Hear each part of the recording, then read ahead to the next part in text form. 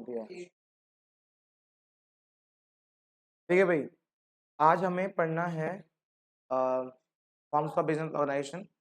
किस तरह के बिजनेस होते हैं आपको उसकी पूरी जानकारी होनी चाहिए, क्योंकि आप जब जब आप एडवाइजरी करोगे तो वो पहले से पता होना चाहिए कि आप किस फॉर्म्स ऑफ बिजनेस में हो और किस तरह से आप उसे उन्हें एडवाइजरी करोगे। तो उसके लिए सबसे पहला जो फॉर्म्स है वो कौन सा है? Sole proprietorship.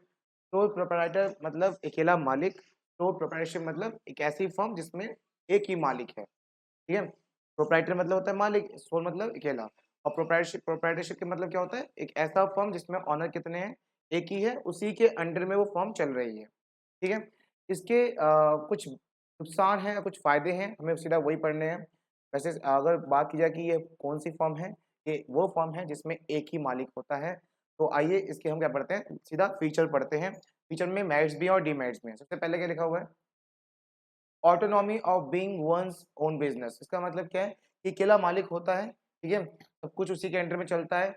और ये एक तरीके से क्या है, मेरिट्स में क्या लिखा है? Because of the of freedom from the restriction of paid employment. मतलब एक फ्रीडम है उसके पास कि वो कुछ भी मतलब कोई भी चूज कर सकता है, कोई प्रोडक्ट कैसे बेचना है, किस तरह बेचना है, हर एक बिजनेस आपको हर तरफ से वो फ्रीडम मिली हुई है उसे। From the restriction of paid employment, ample scope of experimentation and expression of one's creativity and innovativeness. मतलब कि वो उसका खुद से एक ऐसा फ्रीडम है कि वो अपने एम्प्लॉयमेंट को कैसे पे कर सकता है, ठीक है, और इनोवेशन खुद कर सकता है, खुद से क्रिएटिविटी ला सकता है प्रोडक्ट के अंदर। ठीक है, मतलब हर तरफ से उसके पास ही चॉइस है, वो किसी के अंडर में नहीं है। फॉर एग्जाम्पल अगर हम दो पार्टनर हैं, दो पार्टनर क्या होता है कि अगर मेरे पास कोई आइडिया है, उसके वो बोल रहा है, वो बना कर रहा है, तो वो अप्लाई नहीं हो पाता, क्योंकि पार्टनरशिप फॉर्म में दोनों की सहमति होनी होनी चाहिए। लेकिन यहाँ पे एक फायदा क्या है कि यार मेरा मेरा फॉर्म है, अकेले का फॉर्म है, तो मैं अपनी क्रिएटिवनेस को, अपने इनोवेशंस को, अपने कैसे भी तरीके से मैं खुद से अपने बिजनेस को चला सकता हूँ। ठीक है, ये इसमें एक फायदा मिल जाता है। पार्टनरशिप फॉर्म में क्या होता है, आप अकेले नहीं कर सकते, एग्रीमेंट होता है दोनों के बीच में, तो ही आप कुछ डिसीजन ले सकते हो। सोल प्रोवाइडर ऑफ कैपिटल, ये एक तरह से इसकी लिमिटेशन है, डीमेरिट्स है। कैसे? मतलब कैपिटल लगाने वाला बंदा कितना होता है? सिर्फ कितने होते हैं? एक ही होते हैं। मतलब फर्म में इन्वेस्टमेंट करने वाले बंदे कितने हैं? सिर्फ एक ही है। उससे क्या आपका बिजनेस बहुत बड़ा ज्यादा एक्सपेंड हो पाएगा? ठीक है, नहीं हो पाएगा। तो ये क्या है, एक तरीके से इसकी लिमिटेशन है, डिमेरिट्स है कि हाँ, एक क्या, बिजनेस का साइज एक लिमिट तक पहुंच जाता है, मतलब एक लिमिट रख देता है, आगे तक नहीं पहुंच पाता, क्योंकि एक इन्वेस्टमेंट करने वाला बंदा एक ही है। क्या उसका कितने पैसे हों, जब वो इन्वेस्ट करेगा तो तब भी तो एक ही बंदा होगा ना। और दो बंदे होंगे, तीन बंदे होंगे, ठीक है, 4 बंदे होंगे, कंपनी होगी, तो ज़्यादा इन्वेस्ट कर सकते हो और उससे बिज़नेस और एक्सपेंड करेगा। ठीक है? तो यहाँ पे क्या है कि पैसा लगाने वाला बंदा एक ही है। हाँ, वो बैंक से लोन ले सकता है, या फिर कहीं से वो लोन लेके या कहीं से उधार लेके लगा सकता है, पर लगाने वाला तो एक ही होगा। इससे उसका बिज़नेस कभी भी ज़्यादा बड़ा एक्सपेंड नहीं हो पाएगा। ठीक है? चलिए, लिखा हुआ है लास्ट में, this feature also limit the capacity of grow. मतलब ये ऐसा फीचर है जो जो ग्रोथ की जो लिमिटेशन है वो एक लिमिट तक है। एक लिमिट तक ही वो पहुँच पाएगा, ग्रो हो पाएगा। ठीक है? तो ये मेरिट्स में नहीं, किसमें आ गया, ये डिमेरिट्स में आ गया। तो हर एक फीचर को बताया गया है कि ये मेरिट्स में या डिमेरिट्स में। ठीक? तीसरा क्या है? Visibility of the owner and personalised service. देखो यहाँ पे ऐसा कहा गया है, इसका मतलब बताता हूँ। इसका मतलब, ठीक है, इसका मतलब ये है कि जब सिंगल पार्टनर होता है ना, सिंगल फर्म में एक बंदा होता है, तो वहां पे वो कस्टमर और प्रोड्यूसर दोनों आपस में मिल सकते हैं। जैसे मैं कहता हूँ, जैसे आपके पास जितने भी फोन है, ठीक है, आपके पास जितने फोन है, क्या आप इनके मालिकों से मिले हो? नहीं, बस जो बेच रहा है उससे तो मिले हो। लेकिन अगर आप किसी रेस्टोरेंट पे जाके, नॉर्मल जो रेस्टोरेंट होते हैं उन पे जाके खाना खाओगे, तो वहां पे मालिक खड़े रहते हैं, आप उनसे अटैचमेंट कर सकते हो, उनसे बात कर सकते हो। तो यहाँ पे क्या है, कस्टमर और सेलर, ठीक है, दोनों आपस में क्या हो सकते हैं, visibility of the owner and personalize service, वो पर्सनली सर्विस दे सकता है आप लोगों को। ये इसका फायदा है। ठीक है, मेरिट्स में आता है। For example a personal rapport with the customers injured engenders trust and loyalty. मतलब ये है कि भैया जो प्रोड्यूसर है, जो बिजनेसमैन है, वो अपने कस्टमर से डायरेक्ट कांटेक्ट कर सकता है हर तरीके से। ठीक है, ये यहाँ पे इसका फायदा बन जाता है। फिर आता है एक और फीचर, क्या, सोल बैरियर ऑफ रिस्क। मतलब अकेला पर्सन है किसका, रिस्क बैरियर करने का। मतलब अगर फर्म प्रॉफिट कमाती है तो किसका, उसी एक पर्सन का। लेकिन लॉस कमा हो रहा है तो किसका, उसी का ही होता है ना।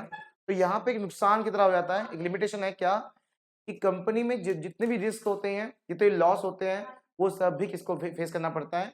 उसी एक ही मालिक को फेस करना पड़ता है। ये इसका एक लॉस है। ठीक है, एक बार फिर से देखो कलश, ठीक है, एक बार फिर देखो, इसका मतलब क्या था?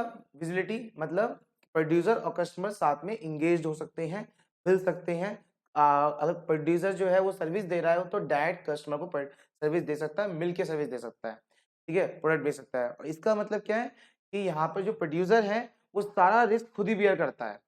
प्रॉफिट होगा तो भी अकेले का और लॉस होगा तो भी अकेले का ही होता है। ठीक है, चलिए अब बात करते हैं क्या? Unlimited liability. ये भी किस में डाल दिया गया है? लिमिटेशन में। ऐसा क्यों? क्या किसी को पता है अनलिमिटेड लायबिलिटी का मतलब क्या होता है? बताओ जरा एक बार क्या होता है? हाँ, देखिए अनलिमिटेड लायबिलिटी का मतलब ये है, जब देखो हमने क्या सुना है हमेशा अकाउंट में 11th में 12th में, क्या कि एसेट्स और लायबिलिटी क्या रहती है? हमेशा बराबर रहती है, बैलेंस शीट इक्वल करती है ना। लेकिन कभी अगर ऐसा सिचुएशन आ जाए जिसमें हमारी लायबिलिटी ज्यादा हो और एसेट्स कम हो, तो इसका मतलब क्या है? आपकी फर्म इंस्टॉलमेंट में जा रही है, इंस्टॉलमेंट में जा रही है, मतलब एसेट्स कम पड़ गए और लायबिलिटी ज्यादा। तो अगर आप एसेट को बेचने की पेमेंट बेच कर ही पेमेंट करोगे तो भी पूरी पेमेंट हो नहीं पाएगी। तो मतलब कहाँ से लाना पड़ेगा? घर से पैसा लाना पड़ेगा। इसका मतलब क्या है? फर्म के पास कम उतनी कैपेबल है नहीं अब तुम्हारी, जिसमें तुम अपनी सारी लायबिलिटी पे कर सको। तो उस टाइम पे क्या माना जाता है? उस टाइम पे आपकी ये फर्म है वो अनलिमिटेड लायबिलिटी मानी जाती है। हाँ, जो सिंगल पार्टनर मतलब सोल प्रोप्राइटरशिप फर्म होते हैं वो कई बार अनलिमिटेड लायबिलिटी को फेस करते हैं। कैसे? देखो देखो जैसे कैसे, एग्जाम्पल मान लीजिए आप ना 50,000 रुपीज का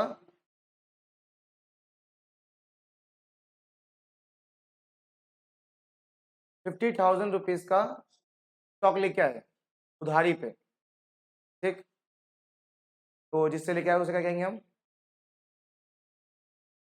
क्रेडिटर्स, ठीक है।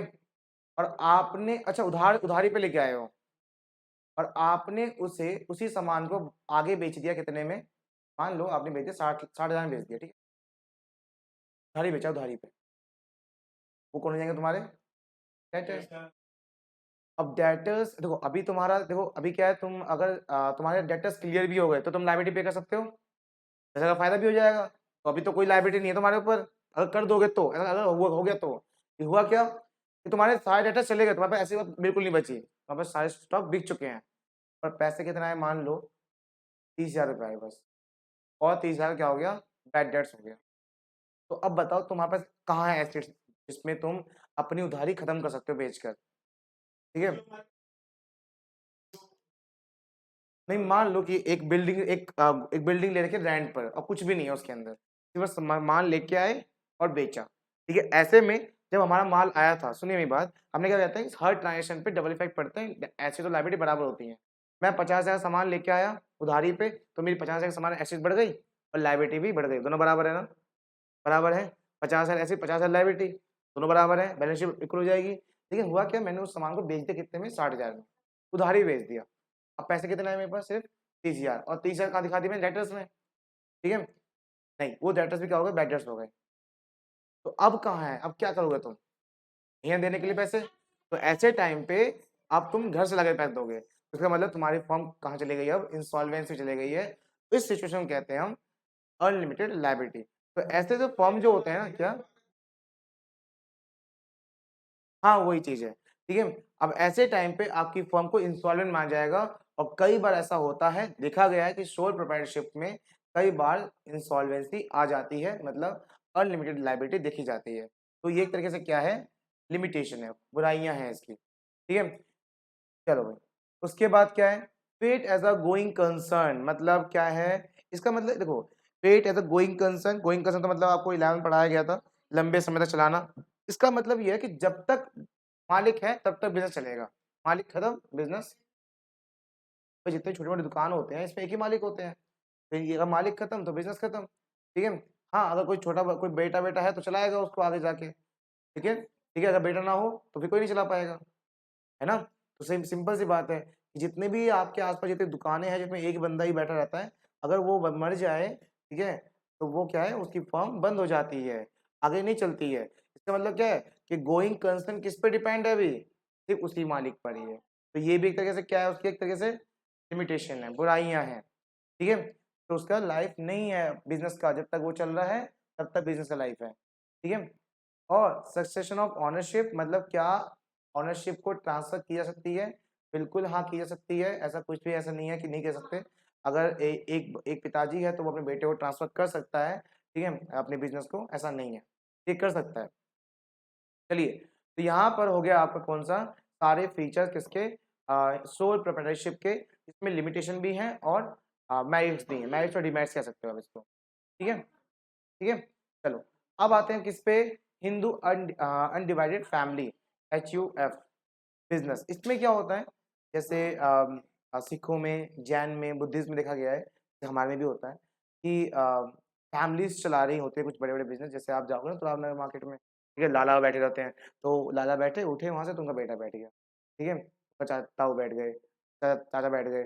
तो ऐसे में कुछ फैमिली जॉइंट फैमिली कुछ बिजनेस चला रही हैं, ठीक है। जैसे आप मदन स्वीट दे सकते हो, मदन स्वीट पहले एक पूरा एक फैमिली चला रही थी, अब तो अलग अलग हो गए, ठीक है। तो यहाँ पे क्या है, कुछ ऐसे बिजनेस भी हैं जो पूरी पूरी फैमिली चला रही है, ठीक है। जरूरी नहीं को देखो, सोल प्रोप्राइटरशिप में जरूरी नहीं है कि वो अपने बेटे को ट्रांसफर करे।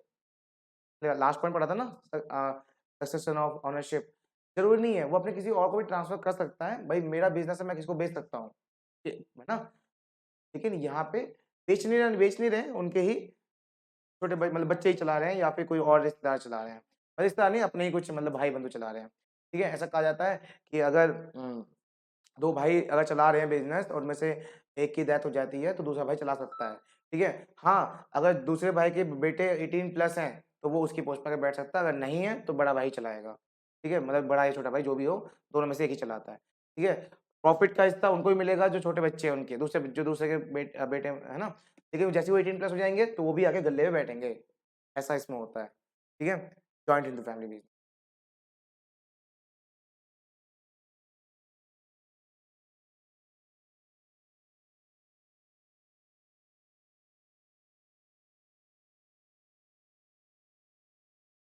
एंड वो तो सब फीचर में आ जाएगा सब कुछ, यहाँ जितनी बातें सब फीचर में आ जाती है। एंड तो undivided family enjoy the separate entity status under the income tax act, मतलब कि ये सेपरेट इनकम टैक्स एक्ट, मतलब फॉर एग्जांपल एक ही बिजनेस अगर भाई चला रहा है, दो भाई चला रहे हैं, तो दोनों अलग अलग अपनी तरफ से टैक्स दे सकते हैं, इक्वल टैक्स देने की जरूरत नहीं है, ठीक है। ऐसा इंजॉय मतलब ये चीज इनको फीचर मिल जाता है, तो बेनिफिट मिल जाता है, और यहाँ पे सैलरी नहीं मिलती है, यहाँ पे प्रॉफिट मिलता है। चलिए हाँ जी, तो फीचर्स पाए जाते हैं इसके भी, फॉर्म बाय बर्थ है ना, हिंदू बुद्धिस्ट एंड सिख, मतलब यहाँ पे क्या है, हिंदू बुद्धिस्ट सिख में यहाँ पे एक मेरिट्स है कि भैया अगर आप उस फैमिली पैदा हुए हो तो आप अपने आप ही मालिक बन जाओ, उसमें मतलब खरीदने की जरूरत नहीं पड़ती, ठीक है। आप उसी फैमिली में मतलब ये अपना बिजनेस है, ठीक है, पापा दादा बैठे हैं, ताऊ जी बैठे हैं, मैं 18+ होऊंगा, भैया बैठ जाऊंगा, ठीक है। वैसा ऑनरशिप अपना आप ट्रांसफर होती है, इसमें कोई लिखा पढ़ी जरूरत नहीं पड़ेगी, अपना आप ही ट्रांसफर होगी ऑनरशिप, ठीक है। दो भाई हैं, दो भाई में से किसी एक की डेथ हो जाती है तो भी दूसरा भाई चलाएगा, और प्लस उनके बेटे को बिठाएगा, दो दूसरे भाई की डेथ हो गई है, प्लस शर्त ये है कि 18+ होनी चाहिए, ठीक है, 18+ होनी चाहिए। और 18+ के बाद भी ऐसा होता है इसके अंदर कि 6 मंथ तक अगर 18+ हो चुका, फॉर एग्जाम्पल वो बैठा है 18+ हो चुका है, 6 मंथ तक उसे बैठा हुआ है, उससे पूछ जाएगा क्या तुम इसमें बिजनेस में रहोगे, अगर वो रहेगा, बोलता है कि तभी उससे आगे बढ़ाते हैं, नहीं तो वो अगर 6 मंथ तक उसे बोला जाता है, 6 मंथ बाद ऑटोमेटिकली आ जाता है उस बिजनेस। 6 मंथ से अगर पहले बोल दे कि मुझे नहीं रहना तो वो नहीं रहता है। अच्छा, इस सब कुछ यहाँ पे डॉक्यूमेंट्री होता है, ऐसा हम सिर्फ पढ़ नहीं रहे, डॉक्यूमेंट्री होता है सब कुछ इसके अंदर, सब कुछ डॉक्यूमेंट्री होता है, ठीक है। चलो, फैमिली मेंबर में naturally join each other in a business, सारे फैमिली मेंबर इसमें ज्वाइन हो जाते हैं, कोई दिक्कत नहीं है। In contrast in a Muslim family, if a sibling which is associated in a business, they will be have to be a, मतलब मुस्लिम फैमिली में ऐसा हो सकता है कि हाँ कोई कॉन्ट्रैक्ट वेंटर बने, पर यहाँ पे ऐसा कुछ नहीं है, यहाँ पे आप इजीली अपनी बिजनेस को ज्वाइन कर सकते हो, हिंदू सिख में और बुद्धिज्म में। फैमिली पूल इज रिसोर्सेज, मतलब ये फायदा है क्या, it's a possible to start expand and large business, बहुत पॉसिबल है कि अपने बिजनेस को स्टार्ट कर सकते हो, बड़ा भी कर सकते हो, कोई दिक्कत नहीं है। एक भाई यहाँ बैठा है, दूसरा भाई दूसरे दूसरे ब्रांच में खुद बैठ सकता है, ठीक है, कोई रिस्ट्रिक्शन नहीं है, यहाँ कोई पार्टनरशिप नहीं है, जो भी प्रॉफिट होगा दोनों भाई कमाएंगे, ठीक है, कोई पार्टनरशिप नहीं है यहाँ पे, जो भी प्रॉफिट होगा दोनों भाई कमाएंगे। पूरी पूरी फैमिली में एक प्रॉफिट आएगा, वही पैसा खर्च होगा। ऐसा मतलब ये नहीं कि हाँ इतने प्रॉफिट में तेरा इतना हिस्सा, मेरा इतना हिस्सा, ऐसा कुछ नहीं होता है। वो तो फिर पार्टनरशिप ही रहेगी ना, ठीक है। तो पार्टनरशिप फॉर एग्जाम्पल क्या, जैसे घर में एक दादा भी हैं और 2 बेटे लगा रखे हैं उन्होंने, जो भी प्रॉफिट आ रहा है दादा कह रहे हैं कि प्रॉफिट आने दो, घर का राशन हम चलाएंगे, ठीक है, सब कुछ हम करेंगे, प्रॉफिट का हिस्सा नहीं बांटना। एक ही पैसा एक ही बैंक अकाउंट में रहेगा, जो चाहिए बताओ क्या चाहिए, जो भी नीड्स है हम पूरी करेंगे, पर ऐसे प्रॉफिट नहीं बटेगा, ठीक है। तो ये क्या है, आराम से स्टार्ट कर सकते हैं, एक्सपेंड कर सकते हैं, बिजनेस को बड़ा कर सकते हैं, कोई दिक्कत नहीं है, ठीक है। पर ऐसे में क्या है ना, आपने देखा होगा भाई भाई के बीच में लड़ाई हो जाती है, ठीक है, कि पता नहीं कि कौन कितना प्रॉफिट कमा रहा है, कौन कितना, ठीक है। बहुत रेयरली होते हैं ऐसे बिजनेस, बहुत रेयरली होंगे, ठीक है, भाई भाई भी अलग अलग हो जाते हैं, नहीं हमें नहीं करना, हाँ, ठीक है। बहुत सारे ऐसे बिजनेस देखे होंगे आपने, कोई बिजनेस ऐसा होगा, ऐसा नाम लिखा होगा, फॉर एग्जाम्पल कोई भी किराना स्टोर हो, जैसे मान मान लो जगदम्बे किराना स्टोर, फिर नया जाएगा न्यू जगदम्बे किराना स्टोर, तो क्या है वहाँ समझ जाओ कि दो भाई अलग अलग हुए हैं, ठीक है। ठीक है, समझ जाओ कि दो दो नाम वही है पर ना लिखा हुआ है न्यू, न्यू लगा हुआ है, ठीक है, तो समझ जाओ कि दो भाई अलग अलग हुए हैं। चलिए, तो यहाँ पे ऐसे ही है, फिर है social capital through family involvement. इसमें एक फायदा ये हो जाता है कि भैया जो पूरी फैमिली है मिलके इन्वेस्टमेंट कर सकती है, ठीक है, कोई इसमें ऐसा नहीं कि तू लगाएगा ये लगाएगा, पैसा तो एक के पास ही है, तो सब मिलकर पैसा लगाते हैं, इन्वेस्टमेंट करते हैं और अपने बिजनेस को बड़ा एक्सपेंड करते हैं, ठीक है, और इससे बिजनेस काफी ग्रो भी कर जाता है। फिर है यहाँ पे the family member are automatic co-owner, जैसे जो फैमिली मेंबर हैं वो ऑटोमेटिक ओनर बन जाते हैं, ठीक है। इसकी बुराइयां क्यों हैं, ये ownership is a family business is an ascribe rather than earn status. जैसे फॉर एग्जांपल दूसरा बंदा है, मतलब मान लो एक पर्सन है जो बैठा हुआ गल्ले पे, उसका एक बेटा है जो बिजनेस नहीं करना चाहता, ठीक है, वो कहीं जॉब कर रहा है, ठीक है, फिर भी इसमें क्या है, वो उसकी डेथ होती है तो वो ऑटोमेटिक क्या बन जाएगा, मालिक बन जाएगा, ठीक है, ऑटोमेटिक मालिक बन जाएगा। पार्टनरशिप फॉर्म में ऐसा नहीं होता, ठीक है, पार्टनरशिप फॉर्म में ऐसा नहीं होता। जैसे अगर मेरी फॉर्म है तो जरूरी नहीं है कि वो ऑनरशिप मेरे भाई को मिल जाएगी उस कंपनी की, जरूरी नहीं है। हाँ, मैंने कुछ ऐसे एग्रीमेंट तैयार कर रखे हैं पहले से कि मेरे डेथ के बाद ये सब कुछ इनकिसका हो जाएगा, तो ठीक है, नहीं तो ऐसा नहीं होता। इसमें ऐसा हो जाता है, ठीक है, इसमें क्या होता है कि भैया कोई भी अगर निपटा तो अपना आप ही ऑनरशिप ट्रांसफर हो जाती है, ठीक है। हाँ, डिसीजन मेकिंग इज क्विक, बहुत जल्दी डिसीजन मेकिंग मेकिंग होते हैं, इसमें कोई कोई मैनेजमेंट नहीं होता, कोई मैनेजर नहीं बैठा यहाँ पे, कोई सीईओ नहीं है, कुछ नहीं है, बस फैमिली बैठी है, हाँ भैया क्या करना है जल्दी फटाफट बताओ, माल लाना है माल बेचना है बस। डिसीजन कैसे होते हैं इनके, क्विक होते हैं, बिना सोच समझे होते हैं, ठीक है। चलिए, वैसे कौन लेता है इसमें डिसीजन, जो मेन होता है करता, जैसे अभी दो भाई हैं और दादाजी भी हैं तो मेन दादाजी होंगे, ठीक है, दो भाई हैं, अगर दादाजी नहीं है तो बड़ा भाई होगा, ठीक है, तो ऐसे वो होता है मेन कर्ता, ठीक है, कर्ता यहाँ पे डिसीजन ले लेता है, बहुत क्विकली लेते हैं, ये इसका फायदे हो जाते हैं। अनलिमिटेड बाय ऑफ द कर्ता, और कर्ता क्या होता है, सारे अनलिमिटेड बाय लायबिलिटी, मतलब अगर कंपनी यहाँ पे अगर फर्म उनकी डूबती है, इंसॉल्व जाती है, तो मेन कर्ता जो है, जो मेन हेड है, दोनों भाई में से कौन होगा, बड़ा भाई, दो भाई हैं और पिताजी भी हैं तो पिताजी होंगे कर्ता, तो इसमें जो मेन हेड होते हैं वही अनलिमिटेड लायबिलिटी को फेस करते हैं, इंसॉल्वेंसी को फेस करते हैं, कैसे अब बाहर वाली लायबिलिटी को कैसे खत्म किया जाए, जो ज्यादा उधारी हो गई है कैसे खत्म किया जाए। चलिए, उसके बाद है फेट, और वही है यहाँ पे भी, जब तक भैया जब तक जिंदा हैं दोनों फैमिली पूरी तब तक बिजनेस चलेगा, फैमिली खत्म बिजनेस खत्म, ठीक है। अच्छा एक बात बताता हूँ, आप एक केस हुआ था दिल्ली में जिसमें ना वो पूरी फैमिली लटक गई थी जेल पे, सुना हुआ आपने, ठीक है, दिल्ली में हुआ था एक, बहुत तगड़ा बिजनेस था उनका, सारे भाई कुछ ना कुछ दुकान पे बैठते थे, सभी एक बार में लटके, पूरा बिजनेस खत्म। यहाँ पे अप्लाई हो सकता है ना वो, ठीक है, बहुत सही बिजनेस था उनका सब भाइयों का, ठीक है। अभी एक बार जाकर देखना यूट्यूब पे, सभी भाइयों ने एक साथ, पूरे फैमिली ने एक साथ सुसाइड कर लिया था, ठीक है, वो वही तांत्रिक है ना, तो काफी सही बिजनेस था उन लोगों का, काफी सही बिजनेस था, सभी भाई का बढ़िया बढ़िया बिजनेस था, पर सारे बिजनेस एक बार में क्या हो गए, खत्म हो गए, सब बिजनेस खत्म हो गए एक बार। चलिए, अब यहाँ पे क्या है कि हाँ, आप अब अपने बिजनेस को भी ट्रांसफर कर सकते हो अपनी मर्जी से, जैसे अब पूरी फैमिली अपना पूरा पूरा बिजनेस किसी और को ट्रांसफर कर सकती है, तो करना चाहे तो कर सकती है, ठीक है। अब भाई मान लो हम पूरी फैमिली हैं एक, ठीक है, और हमारा एक बिजनेस चल रहा है, सबकी सहमति से हम पूरा बिजनेस बेच सकते हैं ना किसी को, बेच सकते हैं आराम से, पैसा आएगा, ठीक है। चलिए भाई, ये हो गया। अच्छा, इम्पोर्टेंट नहीं है इतना, इम्पोर्टेंट जो है ना इसका हिंदू फैमिली का, वो एक मेन है कर्ता वाला पॉइंट जो था, ठीक है? कर्ता वाला पॉइंट है, नहीं तो बाकी इतना इंपॉर्टेंट नहीं है। इंपॉर्टेंट पॉइंट तो कंपनी और पार्टनरशिप है जितना, ठीक, और सोल प्रोप्राइटरशिप। सबसे ज़्यादा इंपॉर्टेंट कंपनी और पार्टनरशिप है। अगर एमसीक्यू आता है तो इसमें ज़्यादा आता है। चलिए, अब आते हैं पार्टनरशिप फर्म में। पार्टनरशिप फर्म क्या होती है? आपको पता होना चाहिए। पार्टनरशिप फर्म उन फर्म को कहते हैं जिसमें मिनिमम 2 पार्टनर हों और मैक्सिमम मतलब मिनिमम 2 तो हो ही हों, ठीक है? मिनिमम 2 पार्टनर होने चाहिए। क्या पार्टनरशिप डीड होना ज़रूरी है? You know partnership deed? Partnership deed एक रिटन एग्रीमेंट होता है पार्टनर्स के बीच में। पार्टनर्स कोई भी हो सकते हैं, कोई भी हो सकते हैं 2 पार्टनर, ज़रूरी नहीं भाई-भाई हों, ज़रूरी नहीं दोस्त-दोस्त हों, कोई भी हो सकते हैं और उनके बीच में होता है एग्रीमेंट। अगर रिटन एग्रीमेंट हो रहा है, तो होता है उसे कहते हैं पार्टनरशिप डीड। पार्टनरशिप डीड एक रिटन एग्रीमेंट होता है जिसके अंदर सारी बातें लिखी जाती हैं कि कब जॉइन किया है पार्टनरशिप फर्म में, कितना पैसा लगाया है, कितना रेशियो है, क्या रेशियो है, प्रॉफिट लॉस का रेशियो क्या होगा, कब पार्टनरशिप फर्म खत्म होगी, ठीक है? अगर नहीं लिखा तो कोई बात नहीं। अच्छा, पार्टनरशिप फर्म में कितना इंटरेस्ट ऑन कैपिटल मिलेगा, इंटरेस्ट ऑन ड्राइंग कितना देना पड़ेगा, सैलरी, कमीशन, बोनस जो भी है हर चीज़ के बारे में पार्टनरशिप फर्म में, ठीक है? अगर रिटन एग्रीमेंट है तो क्या है वो पार्टनरशिप डीड है।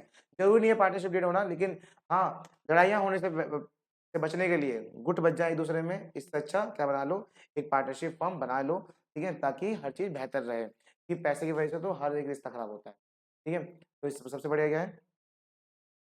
हाँ, जैसे बताता हूँ मैं एक कहानी बताता हूँ आपको, रियल कहानी है। अभी 1-2 महीने पहले मेरी मेरी एक दोस्त है, मैंने उनसे कहा कि उन्होंने ना एक रूम लिया रेंट पर, 2 दोस्त रहने के लिए। 2 दोस्त रहेंगे और आराम से कॉलेज जाएँगे और आएँगे। तो मैंने उनसे कहा कि देखो आप 2 दोस्त रह रहे हो ना, तो पहले से ही एक मैनेजमेंट लेके चलना। क्या? कि शुरू से ही ये डिसाइड लेना कि कौन कितना खर्चा करने वाला है। कि एक एक रूम पे रह रहे हो दोनों बंदे, तो कितना-कितना खर्चा आने वाला है। अरे नहीं, हम बेस्ट फ्रेंड चला लेंगे। 2 महीने बाद लड़ाई हो गई। ठीक है? शुरू से अगर लेके चलते कि हाँ, ये वाला खर्चा हम करेंगे, ये वाला खर्चा हम करेंगे, रेंट इतना है तो इतना शेयरिंग होगा, खाने-पीने का इतना, हर चीज़ अगर पहले सोच के चलते तो लड़ाई होती, नहीं ना? अब मतभेद आ गए। क्यों? पैसा है, पैसा हर कहीं भी मतभेद ला, ठीक है? पैसा है ना बीच में, कहीं मतभेद ला देगा। तो वही चीज़ है। क्या? पहले समझे नहीं, अब उन्हें क्या पता वो साइंस वाले, हम कॉमर्स वाले, मैंने समझाया था कॉमर्स ऐसा कॉमर्स में, मैंने समझाया था कि भैया देख लेना एक बार, ठीक है? पर नहीं देख समझे वो, अरे हो गई खिदमत।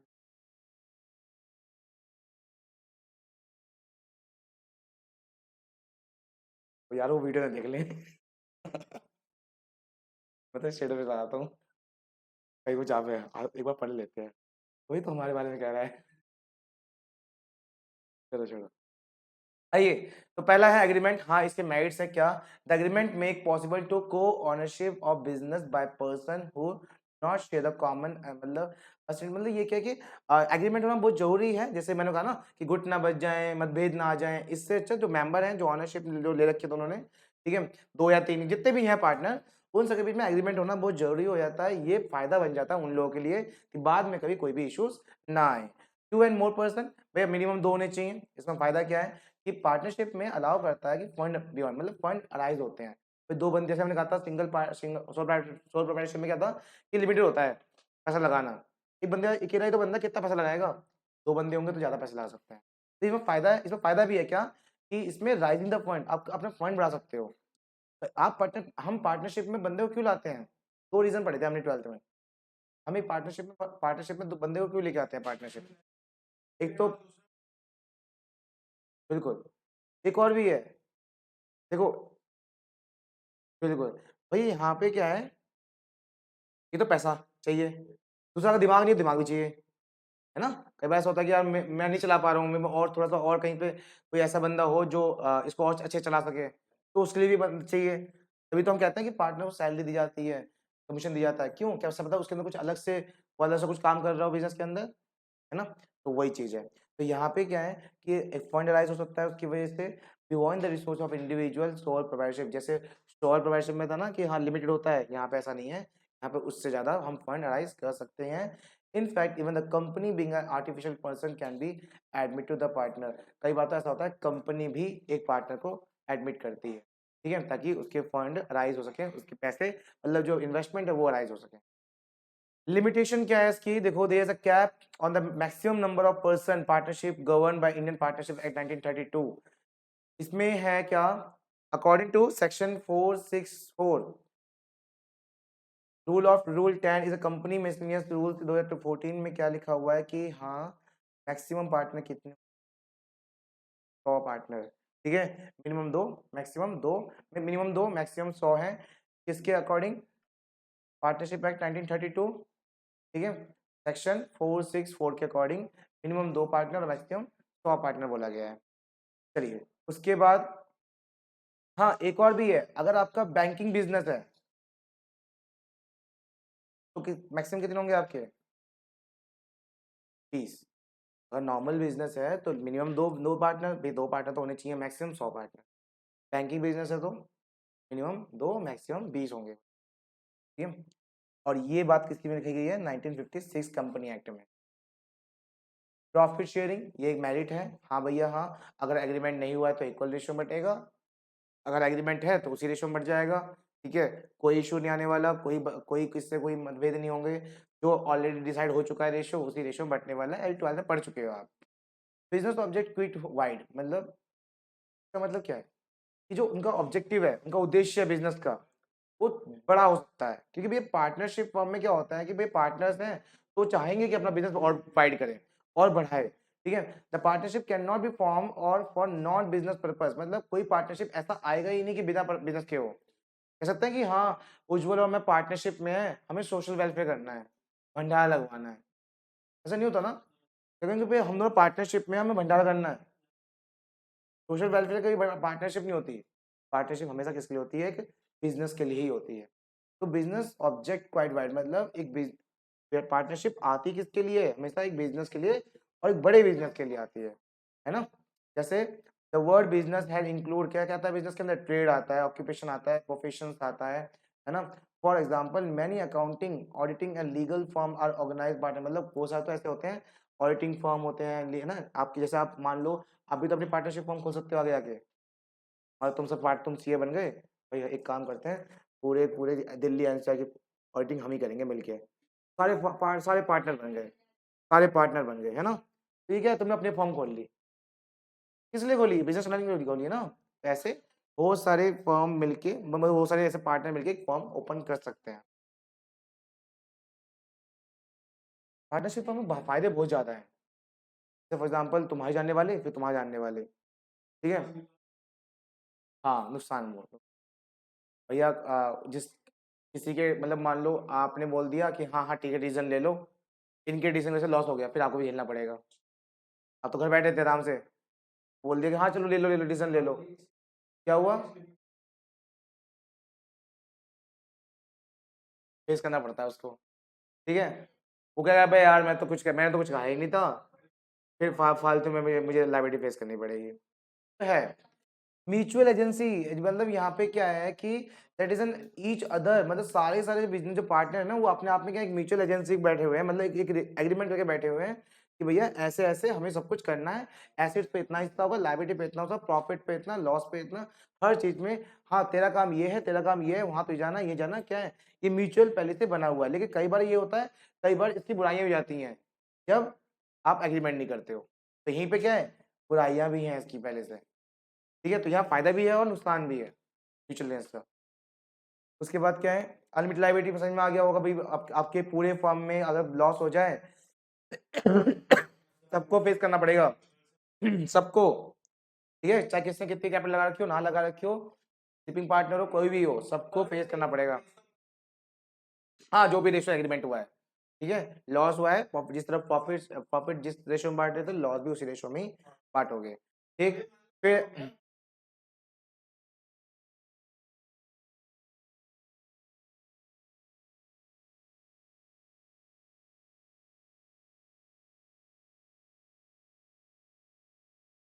समझ नहीं आया कैसे कैसे, हाँ 2 पार्टनर थे,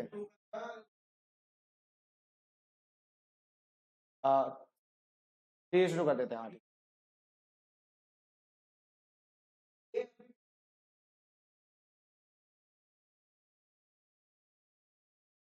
नहीं, ऐसा होता है कि एग्रीमेंट नहीं, ऐसा होता है कि एग्रीमेंट अगर नहीं है तो करनी पड़ेगी, नहीं नहीं, फॉर एग्जाम्पल एग्रीमेंट नहीं है कि भैया ऐसा कभी होता है तो कौन करेगा, तो करना पड़ेगा, लेकिन अगर ए और बी ने पहले एग्रीमेंट कर रखा कि अब कभी ऐसा सिचुएशन पहले हो और बी ने बोले मैं नहीं करूंगा, तो घर से लेके आएगा, तो भी घर से लेके आएगा, ठीक है।